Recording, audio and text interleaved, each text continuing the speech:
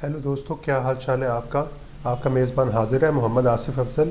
आज मैं आपको कंप्यूटर की डेफिनेशन कुछ इस तरीके से सिखाऊंगा कि आपको आइंदा से कंप्यूटर की डेफिनेशन याद करने की ज़रूरत नहीं रहेगी। आपने सिर्फ 4 टर्म्स याद करनी है और उसके बाद आपको कभी भी कंप्यूटर्स की डेफिनेशन याद करने की ज़रूरत नहीं रहेगी, ना ही याद रखने की ज़रूरत रहेगी, बल्कि आप जो है उन 4 टर्म्स के बेस के ऊपर जब कभी भी आप चाहें तो आप कंप्यूटर की डेफिनेशन कर सकते हैं।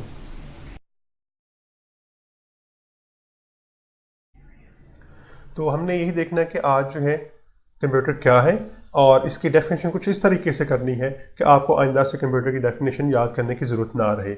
इसके लिए हमें एक पहले सिंपल सी एग्जांपल लेनी पड़ेगी। उस सिंपल सी एग्जांपल में हम ये देखेंगे कि हमारे पास मशीन क्या है। हम जानते हैं मशीन कोई भी ऐसी चीज़ हो सकती है जो हमारा काम आसान कर सकती है। तो हमारे पास जो सबसे सिंपलेस्ट मशीन है वो हमारे पास व्हील है। व्हील को हम मशीन क्यों कहते हैं? क्योंकि इसने हमारा काम आसान कर दिया। मिसाल के तौर पे हमारे पास एक बॉक्स है, अगर आप इस बॉक्स को जो है घसीटते हैं तो इसकी स्टैटिक फ्रिक्शन जो है बहुत ज़्यादा होती है। चूँकि इसकी सतह जो है वो ज़मीन के साथ बहुत ज़्यादा लगी होती है, इसलिए जब आप इसे घसीटते हैं तो आपको बहुत ज़्यादा फोर्स लगानी पड़ती है। लेकिन अगर आप इसी वज़न के बराबर जो है एक बॉल ले लें या एक व्हील ले लें तो जब आप उसको जो है मूव करेंगे तो आप आसानी से उसे मूव कर सकते हैं। आप थोड़ी फोर्स लगा के भी उसको मूव कर सकते हैं। और वजह उसमें क्या है कि उसकी रोलिंग फ्रिक्शन जो है या उसकी जो फ्रिक्शन वाला सतह है, ज़मीन के साथ जो लगी हुई सतह है, वो बहुत कम होती है, जिसकी वजह से ये हमारा काम आसान कर देती है। इसलिए फिर हम कह सकते हैं कि हमारे पास जो सिंपलेस्ट मशीन है वो एक व्हील है, क्योंकि इसने हमारा काम आसान कर दिया। एक थोड़ी सी कम्प्लेक्स मशीन की तरफ हम जाते हैं जो कि हमारे पास एक साइकिल है। जब हम साइकिल की बात करते हैं तो हमें पता है, या बाईसाइकिल की हम बात करते हैं, तो आप में से हर एक ने बाईसाइकिल को ज़रूर चलाया होता है कभी, या ट्राईसाइकिल को ज़रूर चलाया होता है। तो इसके हिसाब से अगर हम देखें तो हम साइकिल के ऊपर जो है वो अपने पाँव की मदद से, पैडल्स की मदद से उसके ऊपर फोर्स लगाते हैं।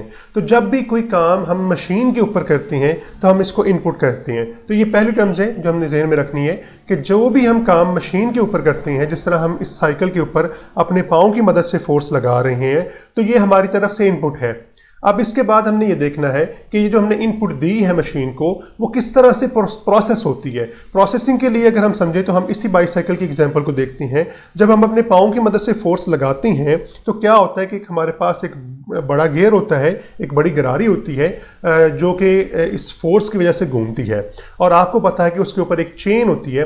वो चेन जो है वो जब बड़ी गरारी गियर जो है वो घूमता है तो वो चेन उसके साथ घूमती है, और उसके घूमने से पीछे की तरफ जो है एक छोटी गरारी या एक छोटा गियर लगा होता है। जब बड़ी गरारी जो है या बड़ा गियर जो है वो एक चक्कर कंप्लीट करता है तो आपके छोटे वाला जो गियर है वो 2-3 चक्कर कंप्लीट कर सकता है। अब ये सारी प्रोसेसिंग है। तो पहले हमने क्या देखा कि जब हम अपने पाँव की मदद से फोर्स लगाते हैं तो वो इनपुट है, और उसके बाद प्रोसेसिंग क्या हुई, उस इनपुट या फोर्स की वजह से जो है हमारा बड़ा गियर घूमा, उस बड़े गियर के घूमने की वजह से जो है हमारी चेन घूमी, और उस चेन के घूमने की वजह से जो छोटा गियर पीछे अटैच था वो घूमा, और उसके घूमने की वजह से फिर मशीन हमें जो है वो कुछ आउटपुट देगी। और ये हमारी तीसरी टर्म है। और आउटपुट किस फॉर्म में होती है कि ये साइकिल जो है ये कुछ डिस्टेंस जो है वो कवर करता है। तो लिहाजा अब हम ये यहाँ पे 3 टर्म्स की समझ आ गई। जो ह्यूमन मशीन के ऊपर वर्क करता है वो इनपुट कहलाती है।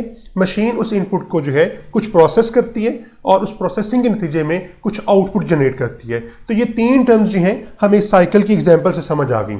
अब अगर हम जो है ज़रा इनका कंपैरिजन करें कि हमारे पास जो है साइकिल के अंदर जो है वो कौन कौन सी टर्म्स थी।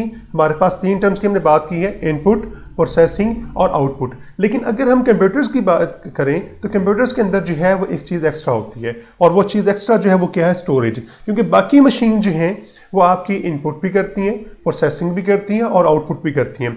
लेकिन ये हमारे पास एक ऐसी पावरफुल मशीन है, एक ऐसी जो है स्ट्रॉन्ग मशीन है जिसके अंदर हमारे पास बहुत हैवी किस्म की स्टोरेज होती है। बाकी मशीन्स के अंदर हो सकता है आपके पास स्टोरेज जो है वो हो, लेकिन वो बहुत थोड़ी होती है। इसके पास स्टोरेज का बहुत सारा जो है वो ज़ख़ीरा होता है, इसलिए ये फिर अपनी इस क्वालिटी की वजह से बहुत स्ट्रॉन्ग होती है। तो लिहाजा हमारे पास जो है वो 4 टर्म्स आएंगी, input, processing, output and storage जो है।